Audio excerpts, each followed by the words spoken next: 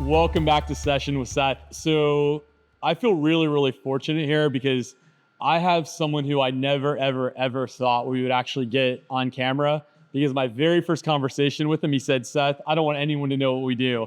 And so when he reached out to me and said, hey, I want to do one of these, I was floored and I was super excited. I said, dude, come to Florida, let's make it happen. So guys, this is Jason Carpenter. He's got an awesome company, Environmental Pest Management, out of Ohio, and these guys are crushing it. You guys see a crown here. I think you deserve this crown. I need my crown. Here, I'll put it on you, man. All right. It's nice. I mean, it looks too cute on you, bro. My wife's gonna kill me. She's like, "Don't be so flamboyant." So I'm like, that was Seth being flamboyant. Yeah, you can blame it on me. Yeah, so. But I am gonna take it home though. You should. Okay. So, but one of the things that I found really unique about Jason, and we're going to talk about this in a little bit, is his core focus is multifamily. You guys have heard me for years talk about how much I hate multifamily. And when I started working with this company and started understanding the nuances to what they do, I went, holy crap, someone's actually figured it out. But before we dive in, I mean, Jason, you have an incredible story about how you got into this business. And I mean, you started grassroots and now you're arguably the leader. So like, maybe tell everyone like your story and how you got into this. Yeah, so I started back in the business, 1990. So it's almost 33, 34 years ago. Yeah. Worked for a small family business. Worked there for about 10, 12 years, right? Started at the bottom, digging trenches, washing trucks, cleaning the uniforms, all that kind of stuff. Started at the bottom level and kind of worked my way up, and very grateful for the company that I work for and what I've learned from them.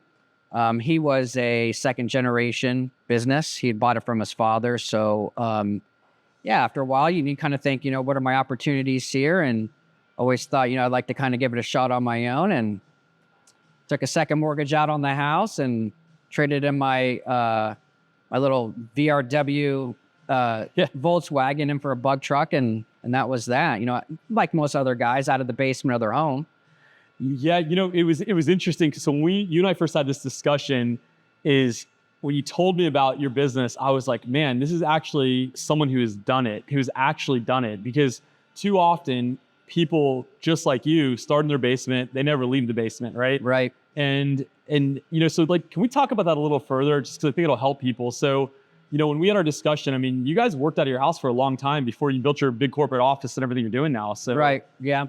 And a lot of people ask me, all they see today is what it looks like today. Big office, all the trucks, all that stuff, and I don't see that. I see the years in the basement, the arguments, the late nights, the missing events. That's what I see. And so sometimes I get a little hung up on social media when people are just kind of banging it out about you don't know how hard this, and I'm like, not really. But for me, probably my story is no different than anybody else, but we'll go ahead and run through it. Started in the basement. At the time I was divorced from my first wife, and I had split custody of the kids on a week, off a week. And so the weeks that I didn't have the children, I was working as many hours as I could. And the weeks that I did have the kids, it's get up, school, and then I had to be home when they get out of school, and then paperwork and return phone calls at night. So, we were out of the basement for probably 7-8 years. And then it was just strictly residential. That's all that it was.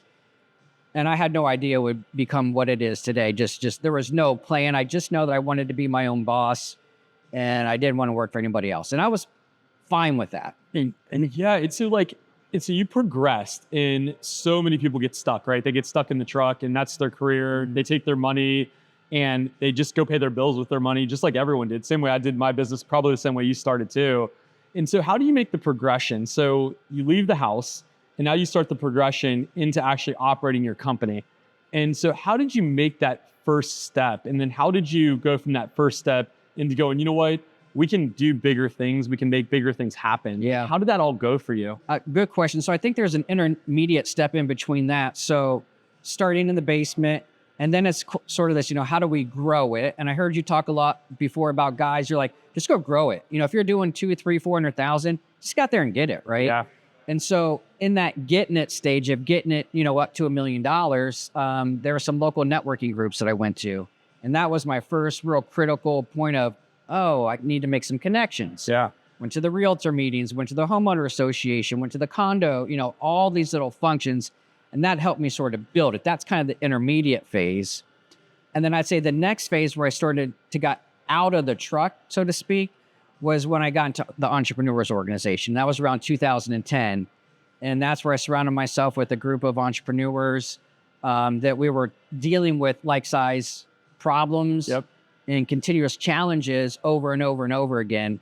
And that's where I realized, holy crap, there is something about growing this versus just kind of staying where we were. And that was really the first foundational step that I took. And I'm like, okay, I think I'm in the right place. Yeah, and I think one of the things that you're really echoing here, which we don't talk about enough in our industry, is the fact that you were willing to put the work in. And so too often, I think in our industry, is that when someone goes from the basement into getting a couple of trucks, is that they don't want to put the work in. They just want to get that silver bullet, go buy a bunch of marketing or whatever they're doing. They don't actually want to go hit the street. And it sounds like that's what you did. You actually went out there and put the 70, 80 hour days in or work weeks in and did it, made it happen. Yeah, when we met back in November, we talked about, I said, what's the one word that people would describe Seth as?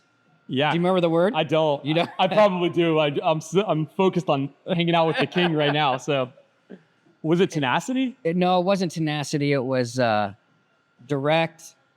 It was something to that effect, where it's just powerful. Just you're in it, right? Yeah. You're direct, I think might have been the word. Yeah.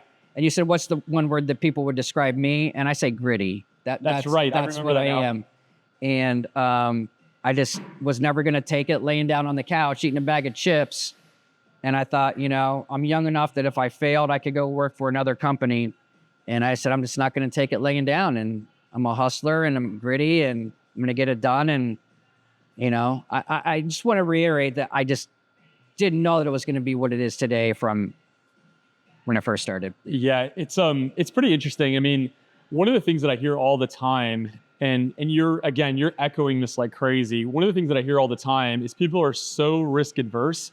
They start a company to make a paycheck, right? And they're so risk adverse that they forget that we're working in a moment of time. And the moment of time is just today. And you have years and years and years to develop whatever you want. And they never want to just take the big swing. And frankly, I think you just said it. You did it. You took the big swing. And you know what? There's probably 1,000 little things that probably got screwed up along the way. 100%. But the big swing is what got you there. And it was something that I really struggled with, not just in the pest industry, but as in my career, was that I would arguably say I was risk adverse, to where I never was willing to kind of go all in until, years back now. But the second I was ready to go all in and go, I'm just going to go at risk. And if I screw it up, like, I have plenty of time to go make it up. Right. And, do you remember what that felt like?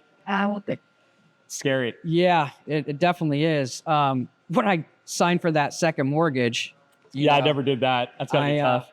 I thought, this is it. I'm either going to lose the house, or I have a tendency to like to go to Vegas every now and then, and not on a regular basis, but my guys are like, just put it on black, And my financial advisor, Randy, you're going to kill me for saying this, but he's like, you got to stop doubling down, stop putting it all on black. But that was just my move. Back in the day, prior to pest control, I played a lot of pool, and that's how I supported my family at the day. So I was bartender at night, and I wasn't a hustler. I mean, we gambled. That's what we did. Yeah. So I understand that, looking for the game, putting the work in.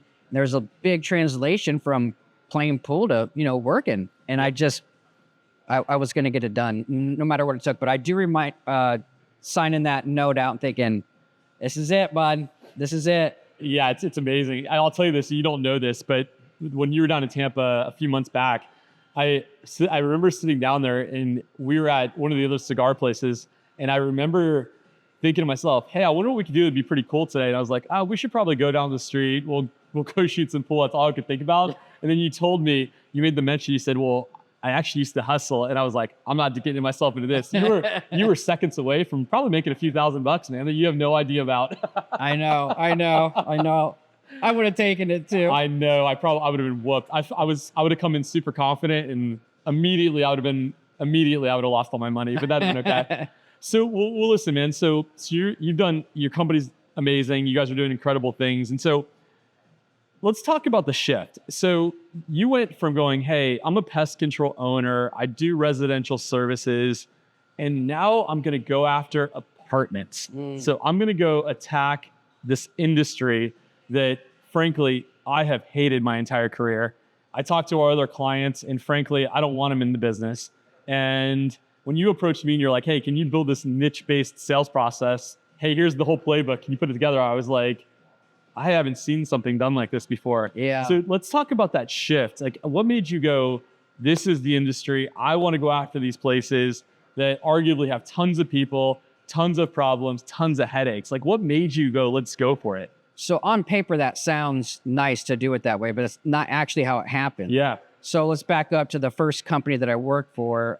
We had a large property management client that we serviced. Yep.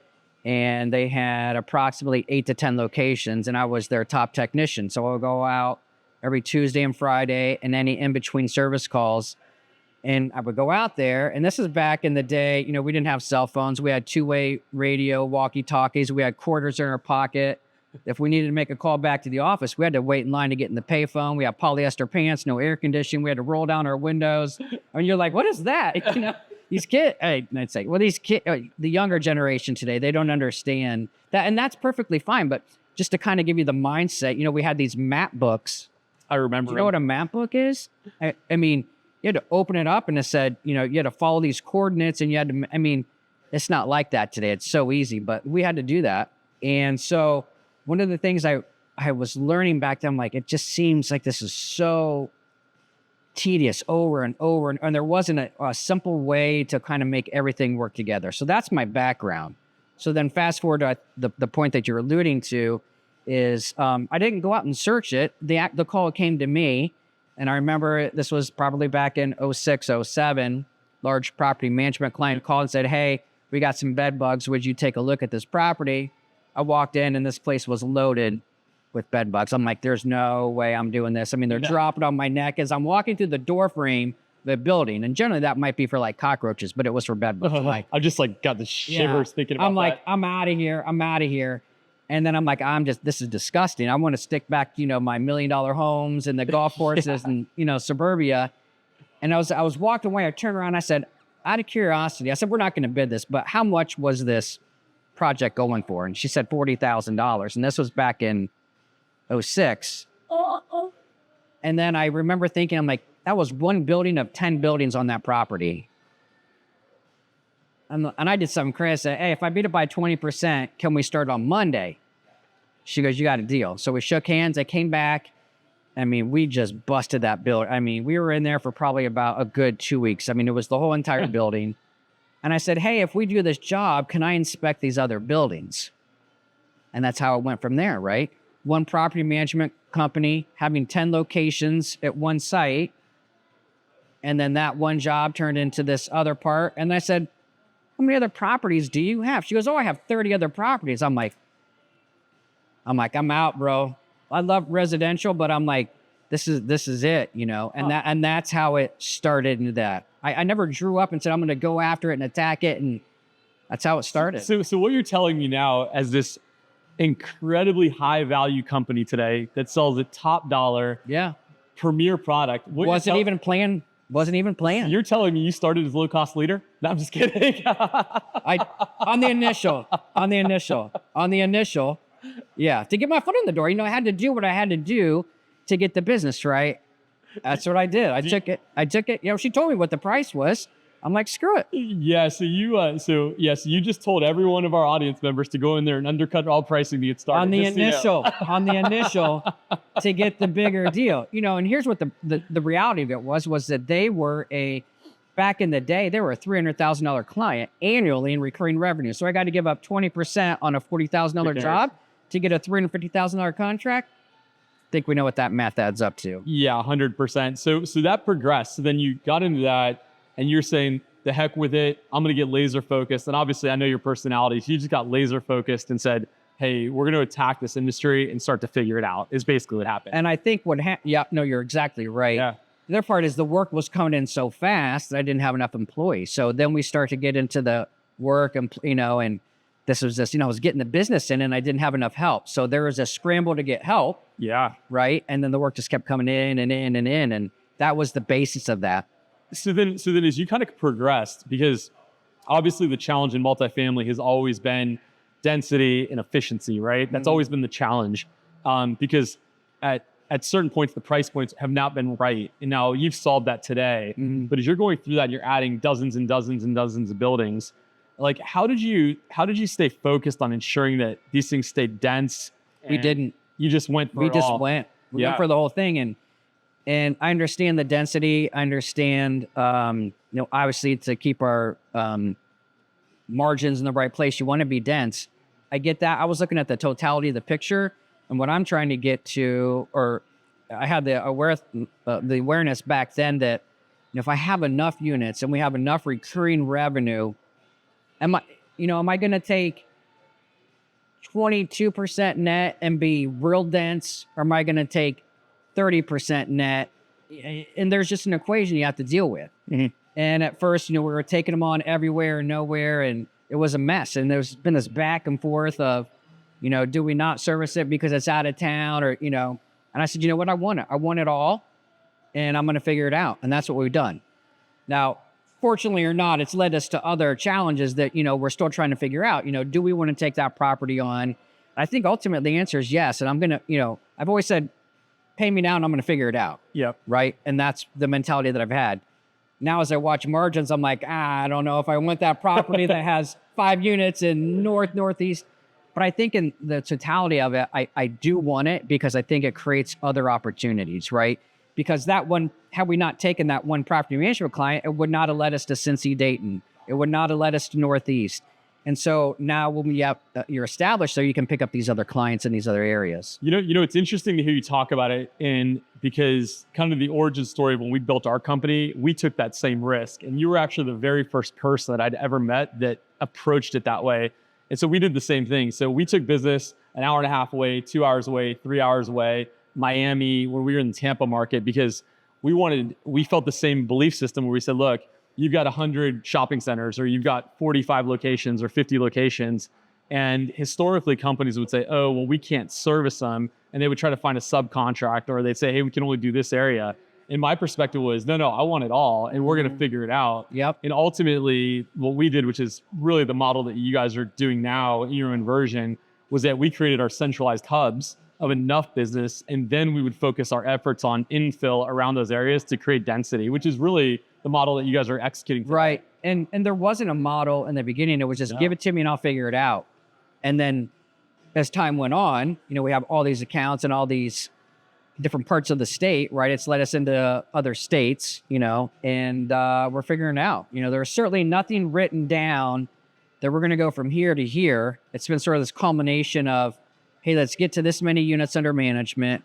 Let's make sure that we're full enough so that we can be to the end of the state within an hour. That's always been my goal, right? And so, of course, we have technicians all over the state that can be to the edge of the state within 45 minutes to an hour. Yeah, which and obviously, I know your expansion plans and the stuff you're doing. It's pretty amazing. So let me ask you this question. So as you're going through this expansion, how did you think about the development of value to these property managers so you started to get the right price? Because that's something that no one has really solved that I've ever seen except for you guys.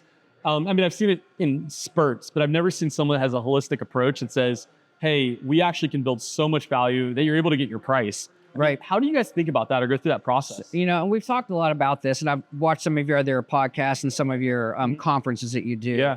And I think really what it comes down for me, and I've thought about this quite a bit, I'm going to call it the Midwest: Ohio, Indianapolis, Detroit, Western Pennsylvania, West Virginia, and Kentucky.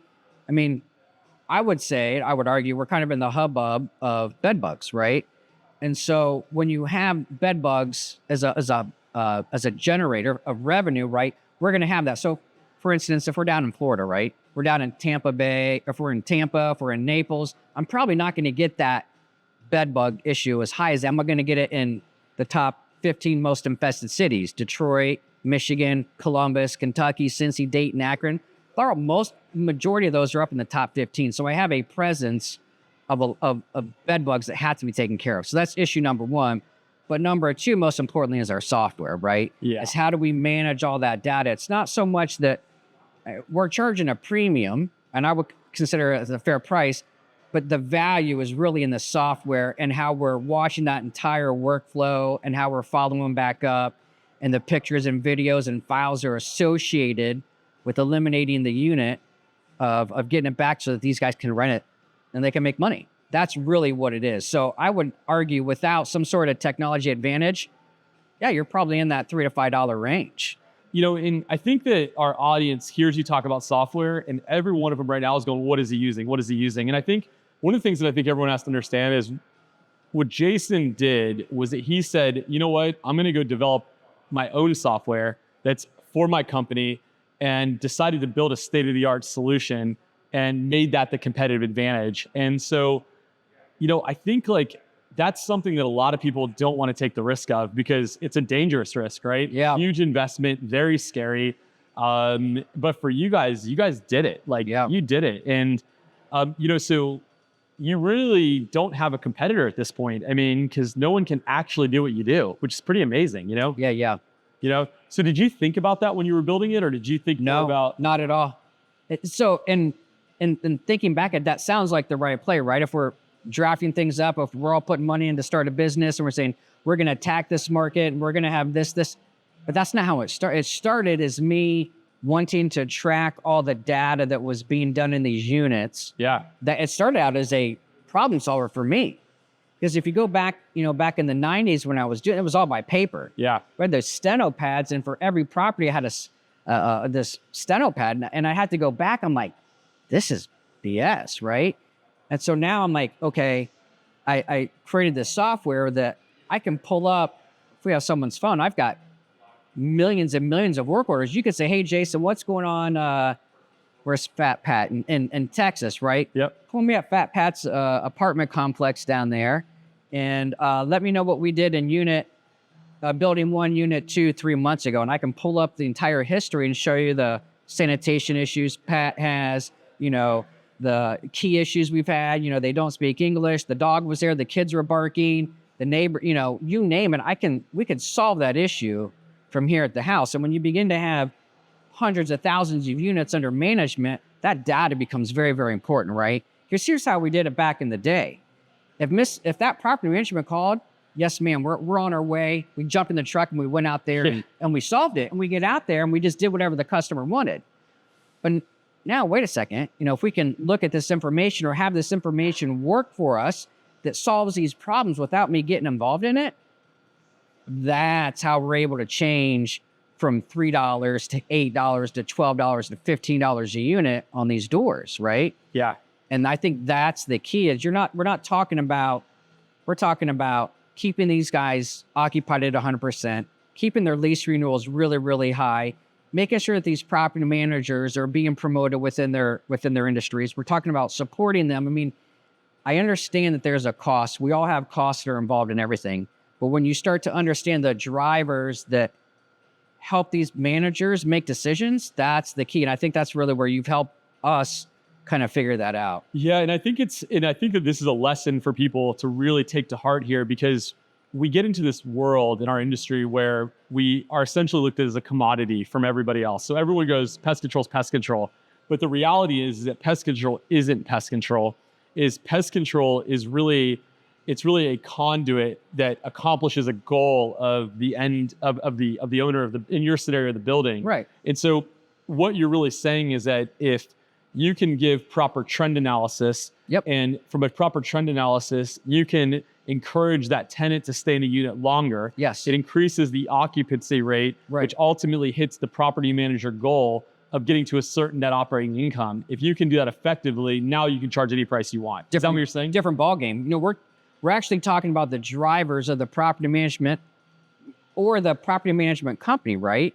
And they have different drivers than the actual management, or I'm sorry, the actual property manager, right? There's actually two different nuances going on. But if we're talking an effective $3 or $4 a door, that's peanuts to what these guys are trying to do. I mean, these managers are being bonused off those drivers that we just talked about, right? And so when we can have conversations about that, we're not talking about the difference. It's almost irrelevant, right? It is. And sorry to interrupt. Yeah. The other thing is, how long are these guys holding the properties, right? I mean, it's different. If you and I go together and we're going to buy a property management company from Amanda, right? We say, hey, we're going to be here 20 years. We like downtown Tampa. We're going to put money in. We want to pay preventive maintenance. Our long play is 20 years. I want to go ahead and pay preventive maintenance. If I can understand that, then it makes sense to go and do that. If Amanda and I are going to go in and buy a property for you and she says, hey, Jason, look, I might be getting engaged. I want to flip this unit. I need some money for a wedding. Hint, hint. I need to get it flipped and I need to get in and out. Preventive maintenance might not be in the deck of cards, but if you understand that, then you can sort of build this program in, but we have to know those drivers, right? Yeah, because for Amanda, it's not $2 or $3 a door. She's thinking, I got to have a wedding. I got to fly my friends in. I got to have a dress. And she's thinking about profit, right? Yeah, and there's a big difference. Yeah, 100%. I think you hit something really, I think you nailed it on the head, is that understanding the goal of these owners is the big deal. Yeah. Whether it's your industry or other industries, right. Or if a property manager, if their exit strategy is 5 years, 3 or 5 years, well, if you can keep occupancy up and 100%, and they can prove that they can increase rates effectively, dude, the next acquirer is going to pay top dollar for those people. 100%. Just like our industry, And it's a different mindset than walking the doors, knocking on, saying, hey, Mr. or Mrs. Smith, can I talk to you? You're the property manager. We're out in the neighborhood. We'd like to give us. It's a different conversation that the conversations what we're having. And that's why we have so much success, is because the frame isn't built around that. It's built something entirely different. Yeah, I think it's great. I mean, and I don't want to get way into the proprietary stuff. Right. But I mean, it's not rocket science. It's changed the discussion. Yeah. Right. I mean, I haven't invented something that anyone else isn't doing in another industry. I've just done it. Right. And then we have the proof. I mean, we have 750,000 units under management. Right. I mean, tell me somebody else in the United States that has. Yeah. And I don't know, but I don't see it happening out there. Right. Does it frustrate you? You don't have 1 million units under management yet? You'd like to challenge me. So, of course, we've got certain goals that we're trying to achieve. We've gotten certain interest from private equity companies and from strategics. And quite frankly, I just haven't checked off some of the things that I want to do. I still have this chip on my shoulder from years ago when people told me you couldn't make it. It never worked. That software sucked. You're never going to get top dollar for those units. Starting your own business is hard. We're going to find out, what's that? The more you F around, the more you find out. Is that a quote, 100%. And that's why I agreed to do this podcast, because I've been a little bit reserved about it, but we're on a path that's, it's not negotiable. I mean, it's set down, and you've known me for a while that if I put it down in writing, it's going to get done. Yeah. I think it's pretty remarkable. I mean, so as you're progressing forward, obviously you've got big goals. I know your plans. You're going to do it. There's no doubt about it. I mean, so if you thought about the future, okay, so you think about the future and the progression of our industry, would you recommend that people attempt to do what you did now that you're way down the road, or would you have done it in a different way? And I know it's a hard question to think about because you've had such success. So, and we talked a little bit about this before the podcast today. And I want to be encouraging. And so if I'm another company, I'm doing $200,000 or $300,000, and I think I want to do some apartments, I think one community or two is probably not a bad idea. But when you get into, so what's going to drive that property manager's decision? It's not if you can have the lowest price for that property. It's if you can handle the whole entire portfolio. So if you can't handle the entire portfolio, there's no reason for them to go with you on this one property. Yeah. And that's unfortunately where we have an advantage, right? So I'm not going to name names in our industry, although I wish I could in my state, but I can service the whole state of Ohio, right? And so you have smaller companies that may do an outstanding bang-up job in Westerville, where I'm from, per se, right? But they can't service the regional manager who has 30 properties down in Cincy. How are you going to cover that, right? And so if it's a local individual guy that has a couple units, probably not a bad idea, right? If they need you there quick and they can provide the service, and that's probably not a bad idea. But there is a fuller understanding of what these the regionals and owners want, right? And that's a big difference. Yeah, and I can tell you this, and you obviously have heard my perspective on apartments as a whole. Mm-hmm. I've changed my perspective working within the processes that we're working on together, but because of the nature of the way you guys do business. But I almost feel, as I took a step back and I thought about the progression of my company and clients across the nation, I almost feel like if you're not set up in the way that you guys are doing it, and Right. this is all sectors, I would agree. that we're doing a disservice to the customer because we're de-standardizing operating procedures, which creates inconsistency in their organizations. And I think that that's not just multifamily. I think that that's general commercial property management. I think that's healthcare. I think that that's any large multi-location accounts. Right.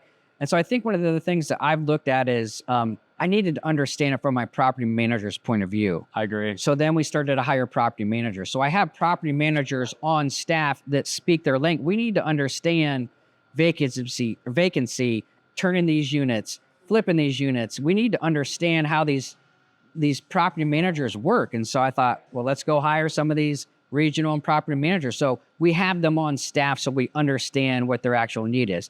I'd say that could be the same in commercial, right? If you're doing large industrial and you need to understand trucking and all, we'll go hire those people and bring them in so you can speak their language, right? Yep. I mean, I don't know anyone else's business, but I don't know of any other people bringing property managers on just to fully understand how that business works. Yeah, right? It's super, super smart, man. So let me ask you this. So obviously we're doing this interview for the session. So I mean, if you took a step back and you said, look, I want to provide some value kind of in closing for people as now 30 years down the road, ultra successful company, in regional leader, great infrastructure, great people. Really, you have the playbook for your company.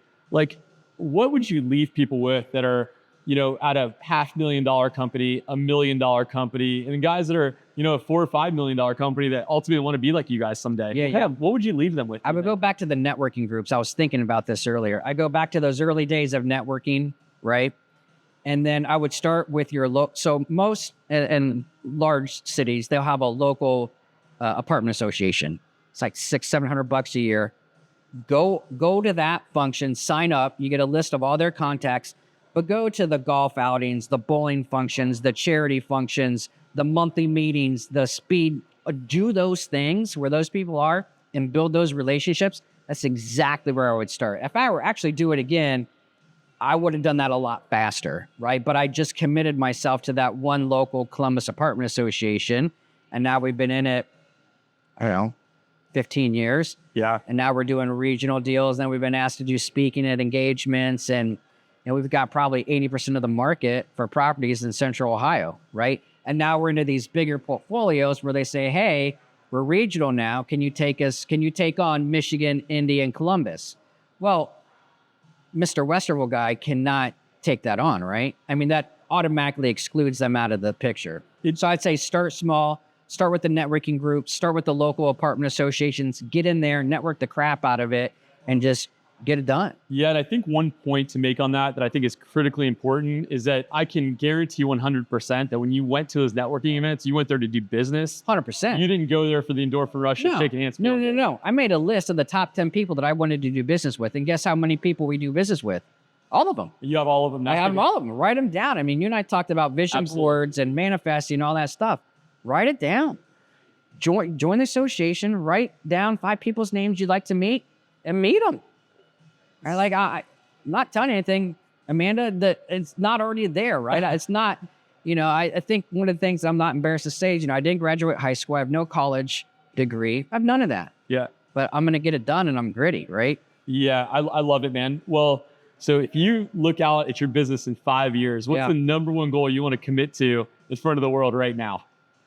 We'll be over 1 million units. And then we would say 5 years, definitely into, I can't say which state, but a neighboring state. In 5 years, it's probably 2 neighboring states. Yep. I'll just tell you, no one's going to care. They can't stop it anyways. It's going to be Indianapolis and Detroit. Woo. And then Kentucky is probably last. I think they do things a little bit different down there, but, I'd say for sure Indianapolis and Detroit were coming. 4-state operation. It's great, man. Western Pennsylvania will probably be last. I feel like Pittsburgh's not as strong of a market as Detroit or Indy, but and I think I shared with you, we tried to get a deal done in Indy. It left a really bad taste in my mouth, and ultimately that guy ended up selling for what we offered, almost or pretty close to it. And I'm like, you know what? We're just gonna come in and take it, right? Oh, I love it. I love that, right? Like I love it. It's business, man. Yeah, I'm not. undercutting anybody by any means, right? I mean, build the software, go out, create a solution, get it done. If you can't, that's fine. There's plenty of business in this world, but we're 90% apartments, 10% residential. Name me, it's a trick question, but there's probably 10 to 15 of the top 100 companies that do more than 70% commercial. And inside that commercial, none of them are doing apartments. And it's probably, and it's no slash to what they're doing. They just don't understand it. Like, I don't understand restaurants, right? I don't want to be in that industry. I don't like it. But maybe it's because I don't understand it. I understand apartments. I understand it really, really well. We built a business around it, and I like it. I'd say, hey, come and look at my P&L, and you tell me if I'm not profitable, right? I mean, we're down here in Florida. I drove up from Naples. We're smoking a cigar. It's 1:45. We're going to have some lunch, and I'm going to go golf later. Yeah. Right? In February. It's a March or whatever month it is. Yeah, if it was nicer, we could go drive a bunch of cars around and have a ton of fun, right?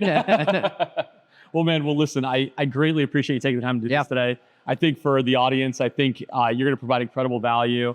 And just guys, his software is not available to anybody, just for their company. Over the next couple of years, I'm going to convince him to bring it public, just so you guys know. So, well, Jay, thanks a lot, man. I appreciate it, man. Thank you so much, man.